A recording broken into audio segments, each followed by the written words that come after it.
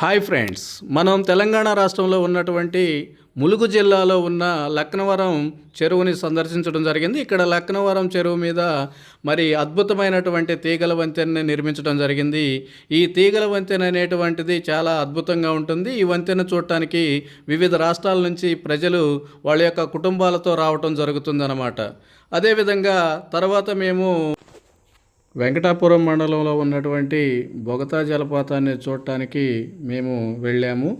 ఈ బొగతా జలపాతం అనేది చాలా అద్భుతంగా ఉంటుంది. మరి వర్షాకాలంలో అయితే ఇంకా చాలా అద్భుతంగా ఈ బొగతా జలపాతం అనేది ఉంటుంది.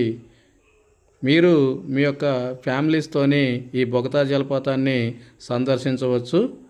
తర్వాత రామప్ప టెంపుల్కి వెళ్ళటం జరిగింది. ఈ రామప్ప టెంపుల్ అనేది కాకతీయుల కాలంలో నిర్మించినటువంటి అద్భుతమైనటువంటి కట్టడము.